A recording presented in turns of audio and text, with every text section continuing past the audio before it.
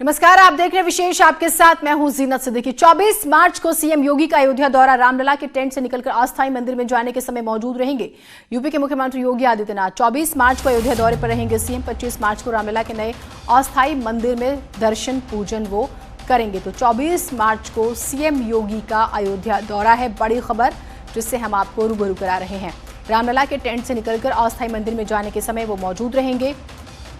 25 मार्च को रामलला के नए अस्थायी मंदिर में दर्शन पूजन भी करेंगे। तो 24 और 25 मार्च बेहद ही महत्वपूर्ण दिन। केपी शुक्ला हमारे सहयोगी जुड़े हैं। केपी शुक्ला जी, पूरा प्रोग्राम है वो बताइएगा डिटेल में।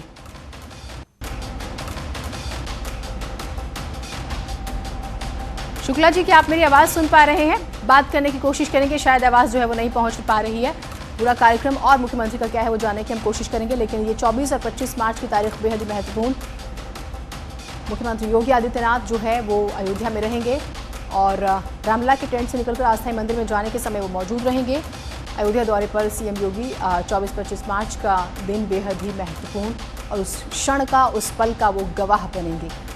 रामलला के नए अस्थायी मंदिर में दर्शन पूजन भी करेंगे।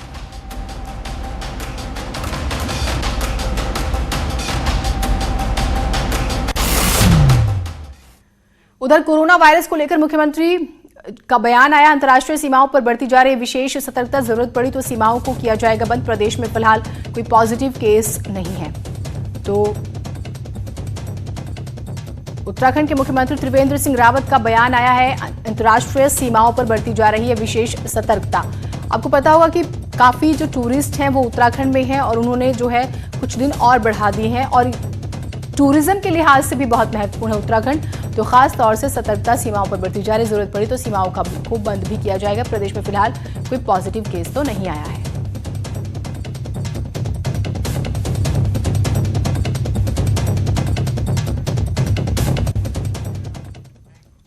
उधर आगरा में कोरोना से निपटने के लिए 24 घंटे कंट्रोल रूम कार्य कर रहा है। कंट्रोल रूम में डॉक्टरों की फौज तैनात कर दी गई है। फोन अटेंड करते डॉक्टर जरूरत पड़ने पर टीम भेजकर संदिग्ध का सैंपल कलेक्ट करवा रहे हैं। सीएमओ दफ्तर में बने कंट्रोल रूम को आधुनिक बनाने के साथ ही दिन रात सक्रिय किया गया है। इस कंट्रोल रूम का उच्च अधिकारी लगातार मॉनिटरिंग करते रहते हैं। कोरोना के खौफ को दूर करने और पीड़ितों के टच में आए लोगों की हर मुमकिन सहायता करने के लिए बनाए गए कंट्रोल रूम का जायजा लिया हमारे सहयोगी हिमांशु त्रिपाठी ने।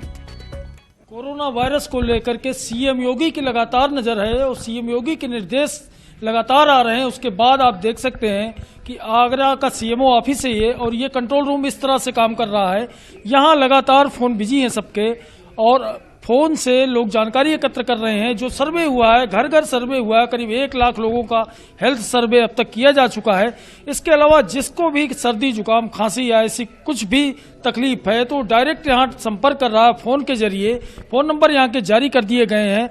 तो इस तरह से कंट्रोल रूम लगातार पूरे आगरा की निगरानी कर रहा है। स्वास्थ्य विभाग की स्वास्थ्य की लोगों की जानकारी ले रहा है। उसके बाद जो सस्पेक्टेड पाए जा रहे हैं तो उनका परीक्षण किया जा रहा है। हमारे साथ सीएमओ आगरा हैं वत्स सर, इनसे हम पूछेंगे, सर ये कंट्रोल रूम किस तरह से काम कर रहा है, कैसे लोग इसमें काम कर रहे हैं? इसमें हमारे यहाँ से जो टीमें जाती हैं, कॉन्टैक्ट्स जो होते हैं, पेशेंट्स कोई अगर इन्फेक्टेड मिलता है तो उसके जो कॉन्टैक्ट्स में आते हैं उनको ट्रेस हम लोग करते हैं और उनके बच्चे जिस स्कूल में जाते हैं उनको ट्रेस करते हैं। वहाँ पे सबका सैनिटाइजेशन करते हैं। जिसको होम क्वारंटाइन की ज़रूरत है उन्हें होम क्वारंटाइन करवाते हैं, घर पे रहने की सलाह देते हैं। साथ में अगर कोई सिम्टोमेटिक है तो उसका सैंपल लेके हम लोग भेजते हैं और उसको आइसोलेशन वार्ड में भर्ती करते हैं। ये 24 घंटे हमारा काम करता है। यहाँ पे हमारी 2 लाइन जो चल रही हैं जिस पे लोग अपनी इंक्वायरी कर सकते हैं। हम सब लोगों के मोबाइल भी काफ़ी पब्लिक हो गए हैं, वायरल हो चुके हैं, तो वहाँ पे भी हमारे पास आते रहते हैं पूछने के लिए, तो उनके भी हम लोग जवाब दे रहे हैं। तो कोरोना को लेकर के जो 7 मरीज आगरा में पाए गए थे उसके बाद स्वास्थ्य महकमा बेहद सजग है। घर घर सर्वे किया जा रहा है लोगों की हेल्थ का और कंट्रोल रूम लगातार काम कर रहा है। आगरा का 24 घंटे काम कर रहा है और सीनियर डॉक्टरों की टीम जिला अस्पताल से लेकर एसएन मेडिकल कॉलेज से लेकर के आगरा के सीएमओ दफ्तर तक लगातार लगी हुई है। होटलों का सर्वे किया जा रहा, मापिंग की जा रही ताकि कोरोना से जो जंग छिड़ी है उसमें आगरा जीत सके। कैमरामैन बंटी के साथ हिमांशु त्रिपाठी, न्यूज़ 18 आगरा। तो देश भर में फैल रहे कोरोना वायरस के मद्देनजर अब अलीगढ़ मुस्लिम विश्वविद्यालय के जवाहरलाल नेहरू मेडिकल कॉलेज को कोरोना वायरस की जांच करने के लिए अधिकृत किया गया है। एएमयू के जवाहरलाल नेहरू मेडिकल कॉलेज में अलीगढ़, आगरा, इटावा के मरीजों की जांच होगी, जिसकी बाकायदा तैयारी कर ली गई है। सैंपल पॉजिटिव आने पर रिपोर्ट केजीएमयू लखनऊ या फिर एनआईबी पुणे को भेजी जाएगी। उसकी रिपोर्ट आने के बाद ही पूरी तरह से कोरोना की पुष्टि हो सकेगी।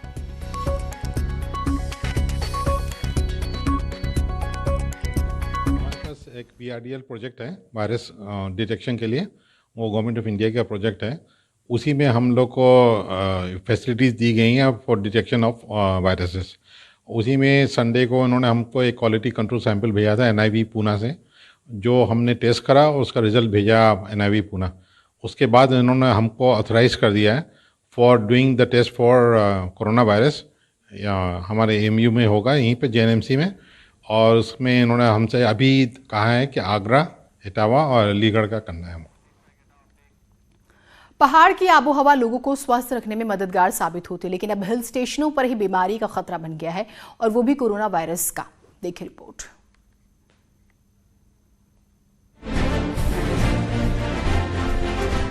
पहाड़ पर टूरिस्टों की बेरोक-टोक एंट्री कोरोना वायरस को दावत दे रही है। नैनीताल समेत कई हिल स्टेशंस पर पर्यटक बिना जांच के ही आ रहे हैं, लेकिन रास्ते में कहीं भी सैलानियों के स्वास्थ्य का परीक्षण नहीं हो रहा। क्योंकि यहाँ जो आ रहा है आदमी, वो अलग अलग देशों से आ रहा है, अलग अलग स्थलों से आ रहा है जहाँ कोरोना वायरस पहुँच चुका है। तो जनहित में यही रहेगा कि वो स्क्रीनिंग का एक मैकेनिज्म नैनीताल में लगे। वैसे तो कोरोना के प्रकोप से बचने के लिए कई तैयारियां यहाँ पर की गई हैं, लेकिन खास तौर पर विदेश से आने वाले पर्यटकों की कोई जांच नहीं हो रही। हालांकि स्वास्थ्य विभाग का दावा है कि वो सभी पर्यटकों की सूची पुलिस और LIU से ले रहा है। आपके जो भी रजिस्टर्ड गाइड्स हैं, जिनके द्वारा सैलानियों को कमरे उपलब्ध कराए जाते हैं, अगर इस तरह का कोई भी विदेशी नागरिक या फिर विदेश में जाने की हिस्ट्री जिनकी होती है, उन लोगों की सूचना वो अपने स्तर से LIU को दें या फिर चिकित्सा विभाग को दें, ताकि हम उनको भी ट्रेस करके उनके स्वास्थ्य का परीक्षण कर सकें। विदेश से आने वाले पर्यटकों की एंट्री यहाँ के लोगों पर भारी पड़ सकती है। ऐसे में जरूरी है कि स्वास्थ्य विभाग खाना पूर्ति की बजाय धरातल पर काम करे, जिससे हर आने जाने वाले की स्क्रीनिंग की जा सके। नैनीताल से न्यूज़ 18 के लिए वीरेंद्र बिष्ट की रिपोर्ट। कोरोना वायरस का असर अब देश के बड़े उद्योगों पर भी पड़ने लगा है। दिल्ली में 28 मार्च से आयोजित होने वाले कॉर्पोरेट एक्सपो को जो है कोरोना की वजह से स्थगित कर दिया गया है। इस मेले के स्थगित होने से कालीन कारोबार का करीब 400 करोड़ के व्यापार पर असर पड़ने की संभावना है। इस फेयर में भदोही समेत देश के विभिन्न इलाकों के करीब 300 कालीन निर्यातक के उत्पाद का स्टॉल लगता है। इस फेयर के स्थगित होने की जानकारी कॉर्पोरेट एक्सपोर्ट प्रमोशन काउंसिल के क्षेत्रीय कार्यालय द्वारा दी गई है।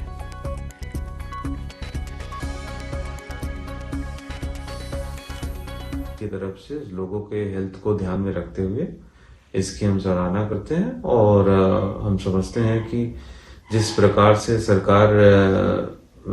भारत सरकार प्रयास कर रही है इससे बचने के लिए और लोगों को, भारतीयों को बाकी और देशों से वापस लाने के लिए यह एक सराहनीय स्टेप है भारत सरकार।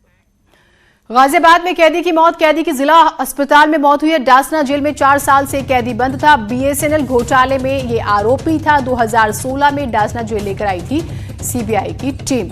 अब इसकी मौत कैसे हुई? क्या बीमार था? स्वास्थ्य कारण वजह थे? क्या कैदियों में कई बार आपस में लड़ाई हो जाती है? क्या ये वजह थी या फिर किसी तरह का कोई टॉर्चर हुआ? ये कुछ बेसिक सवाल है, लेकिन कैदी की मौत जिसके बाद सवाल उठने लाजमी भी हैं। BSNL घोटाला जिसमें 2016 से ये डासना जेल में बंद था, CBI टीम इसे लेकर आई थी। अमित हमारे सहयोगी जुड़े हुए। अमित, शुरुआती क्या इंफॉर्मेशन निकल कर आ रही है? मौत का क्या कारण है? देखिए, जिस तरीके से डॉक्टरों द्वारा बताया जा रहा है कि ये मरीज से इनको किडनी में और लीवर में इनको कोई दिक्कत इंफेक्शन था, जिसके चलते इनका इलाज दिल्ली के GTV अस्पताल के साथ साथ गाजियाबाद के जिला अस्पताल में भी चल रहा था। आपको बताना चाहूंगा कि BSNL का एक घोटाला था 2016 में, और तभी से ये पुलिस ने CBI ने इनको गिरफ्तार किया देहरादून से, और तभी से 4 साल से लगातार ये डासना की जेल में बंद थे। और पिछले 1.5 साल से जो कैदी है इसकी तबीयत खराब चल रही थी, जिसका लगातार उपचार भी चल रहा था। और आज जब ज्यादा तबीयत उसकी बिगड़ी है तो उसको आनंद फान में जिला अस्पताल लाया गया, जहां इलाज के दौरान उसकी मौत हो गई है। हालांकि परिजनों को बुला लिया गया था, मजिस्ट्रेट जांच के अंतर्गत ही इसका पूरा पोस्टमार्टम किया गया है। और तमाम ऐसी चीजें, अगर इसके अलावा भी कुछ निकल कर आता है कि असल वजह क्या रही, वो पोस्टमार्टम रिपोर्ट आने के बाद ही पता चल पाएगा। तमाम जानकारियों के लिए तो हेल्थ कारणों की वजह से, स्वास्थ्य कारणों की वजह से मौत शुरुआती जांच में बताई जा रही है। ब्रेक के बाद स्वागत है आप सभी का। इसी बीच बड़ी खबर आ रही है, मथुरा में सेना भर्ती कैंसिल। कोरोना की वजह से सेना भर्ती कैंसिल की गई है। सीएमओ की चेतावनी के बाद इसे कैंसिल किया गया।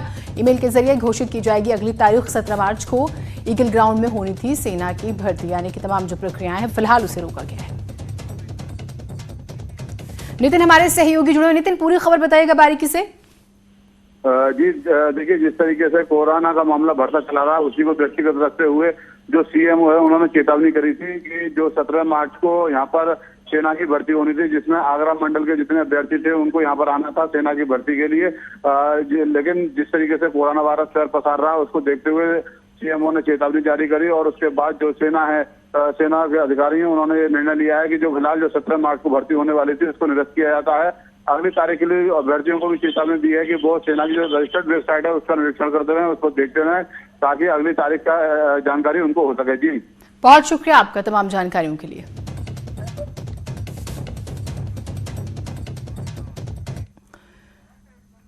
नागरिकता कानून के विरोध में हिंसा में शामिल लोगों के पोस्टर लगाने के मामले में आज सुप्रीम कोर्ट में सुनवाई हुई। जस्टिस यू ललित और जस्टिस अनिरुद्ध बोस की बेंच ने मामले की सुनवाई करते हुए यूपी सरकार को राहत देने से इनकार कर दिया। अब इलाहाबाद हाईकोर्ट के फैसले के अनुसार यूपी सरकार को 16 मार्च से पहले इन पोस्टरों को हटाना होगा। सुप्रीम कोर्ट ने इलाहाबाद हाईकोर्ट के फैसले पर रोक लगाने से इनकार कर दिया। साथ ही इस मामले को 3 जजों की बेंच को सौंप दिया गया है, जो अब अगले हफ्ते इस मामले पर सुनवाई करेगी। इससे पहले यूपी सरकार की तरफ से सॉलिसिटर जनरल तुषार मेहता ने बहस शुरू की और दलील दी कि कोई भी व्यक्ति निजी जीवन में कुछ भी कर सकता है, लेकिन सार्वजनिक रूप से इसकी मंजूरी नहीं दी जा सकती। पूर्व आईपीएस एसआर दारापुरी के वकील अभिषेक मनु सिंघवी ने दलील दी है कि जिस तरह से सरकार ने पोस्टर लगाए उससे उन लोगों की जान को खतरा है और उनकी लिंचिंग हो सकती है।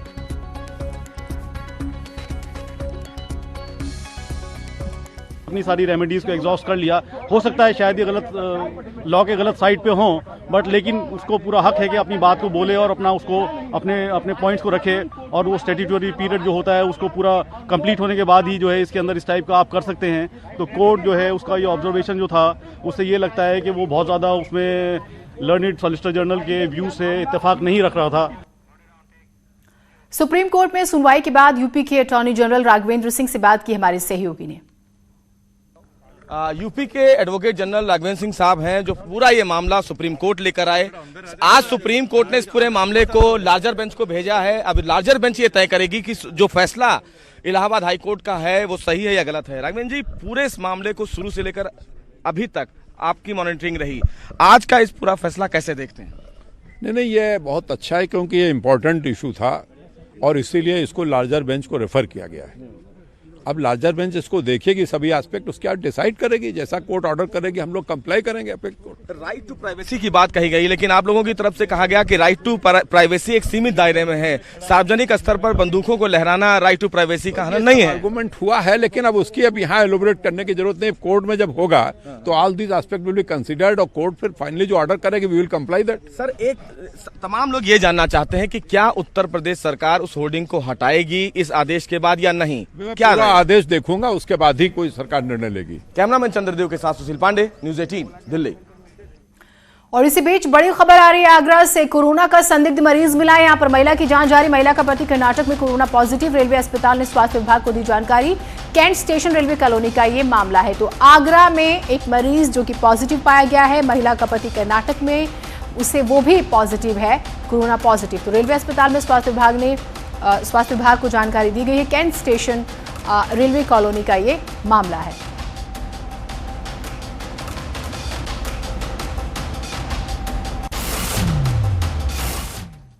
और कोरोना को लेकर हम देखते हैं कि एक तरह से दहशत का माहौल हो गया है। प्रधानमंत्री मोदी ने एक बार फिर से ट्वीट किया। उन्होंने कहा कि घबराने की जरूरत नहीं है, सतर्क रहने की जरूरत है। सभी राज्य और केंद्र की पूरी तैयारी, हालात पर सरकार की पूरी नजर है। सभी देशों के वीजा पर फिलहाल रोक लगा दी गई है। तो ये प्रधानमंत्री का ट्वीट, कोरोना को लेकर घबराने की जरूरत नहीं। उत्तराखंड में असलहों का लोगों में जबरदस्त क्रेज है और इसके लिए कोई पुश्तैनी विरासत को जिंदा रखने के लिए लाइसेंस ले रहा है तो कोई शौकिया तौर पर। ये हैं 68 साल के बीपी भट्ट। भट्ट जी को वैसे तो किसी से जान का खतरा नहीं है, लेकिन पिछले 20 दिन से आर्म्स लाइसेंस के रिन्यूअल के लिए विभाग के चक्कर लगा रहे हैं। उनका कहना है कि अपने पिता की निशानी को जिंदा रखने के लिए वो लाइसेंस को रिन्यू करा रहे हैं। वहीं एडवोकेट रजत दुआ को भी गन की जरूरत नहीं है, लेकिन उन्होंने लाइसेंस ले रखा है। माँ का कुछ लगाव रहा उससे कि वही जमा हो गई है, तुम अपने पिताजी की निशानी भी तुम ये नहीं कर सकते, तब मुझे लाइसेंस बनाना पड़ा। वहाँ से रिलीज करके अपनी माताजी को दिखाई मैंने कि ले ये है। मेरी क्रिमिनल प्रैक्टिस है पर्सनली, तो क्योंकि सिक्योरिटी के लिए हार्डकोर क्राइम्स में भी डील करते हैं वकील लोग, सब लोग हम, और बहुत सारा हम लोगों के पीछे मतलब क्लाइंट जो है वो चला जाता है और एक ना एक दुश्मनी हमारी हर मुकदमे के साथ जुड़ी रहती है। आजकल हर महीने 100 से ज्यादा लोग लाइसेंस अनुभाग के चक्कर लगा रहे हैं, लेकिन लाइसेंस देने में विभाग की सख्ती के बाद इसकी संख्या आधी हो गई है, जिसकी वजह से उन लोगों की दिक्कतें बढ़ गई हैं जो शूटिंग में करियर बनाना चाहते हैं। करते हैं बहुत सारे एक्स सर्विसमैन हैं जो बाद में गार्ड की सर्विस के लिए अप्लाई करते हैं, तो ऐसे लोगों को ही दिया जाए जिससे कि आजीविका और जीवन सुरक्षा जिनको वाकई ज़रूरत है उन्हें ये लाइसेंस दिए जाए। और जो शौक वाले लाइसेंस होल्डर्स हैं, मैं कहना चाहूँगा कि गवर्नमेंट एक अच्छा काम कर रही है इनको वीड आउट करने के लिए, कि इन लोगों को सिस्टम से हटाया जाएगा तो ही एक्चुअल रिक्वायरमेंट वाले स्पोर्ट्स वाले हम लोगों को बेटर रहेगा। शौकिया लाइसेंस लेना और बंदूक को स्टाइल आइकॉन बनाना अब लोगों का शौक बनता जा रहा है और जरूरतमंदों के लिए मुसीबत। न्यूज़ 18 के लिए देहरादून से भारती सकलानी की रिपोर्ट। देश में इन दिनों उत्तराखंड के पहाड़ी उत्पादों की खूब मांग बढ़ रही है और अल्मोड़ा की खास हर्बल टी की डिमांड तो हर रोज बढ़ती जा रही है। पहाड़ों में आजकल बिच्छू घास, बुरांश और कई पहाड़ी चीजों को मिलाकर हर्बल चाय बनाई जा रही है, जिसकी डिमांड देश के बड़े संस्थानों जैसे चुनाव आयोग, ONGC और गेल में भी है। ये हर्बल हमारा स्टेट है और हम देखें तो यहाँ पे जो नेचुरल जो चीज़ें होती हैं उनसे हम कैसे, जैसे बुरांस की हम चाय बना दे रहे हैं, हमारा बिच्छू घास जिसका कि कोई यूज़ नहीं था उससे हम चाय बना दे रहे हैं और वो 10 रुपये का एक सैसे बिक रहा है। और वो बड़े बड़े जो ऑफिसेज हैं, जैसे हमारा इलेक्शन कमीशन का ऑफिस हो गया, गेल हो गया, हमारा ONGC हो गया, हमारा खुद का ऑफिस हो गया, हम लोग उसी की चाय पी रहे हैं। तो ये भी एक अच्छा मतलब लोगों के लिए रोजगार का एक अच्छा साधन है। इस तरह की हर्बल चाय बनाने का काम अल्मोड़ा के कोसी की महिलाओं ने 1 साल पहले शुरू किया था और इससे स्थानीय महिलाओं को अपने घर के पास ही रोजगार मिलने लगा। अब इस चाय की बढ़ती मांग से महिलाएं उत्साहित हैं। हमारे यहाँ पर नेटल टी, थाइम और तुलसी, रोजमेरी चाय बनाई जाती है और इसकी डिमांड भी अभी बहुत है, जिससे कि इसके बहुत फ़ायदे भी होते हैं, जैसे कि गैस के लिए, और इसकी बहुत डिमांड है। इसके लिए बहुत लोग यहाँ आते हैं और इस चाय की डिमांड करते हैं। वैसे तो उत्तराखंड की चाय की मांग देश भर में पहले से रही है, लेकिन ये पहला ही प्रयोग है जब बिच्छू घास और बुरांश को मिलाकर चाय तैयार की जा रही है। न्यूज़ 18 के लिए अल्मोड़ा से किशन जोशी की रिपोर्ट। और इसी के साथ विशेष में इतना ही। नमस्कार।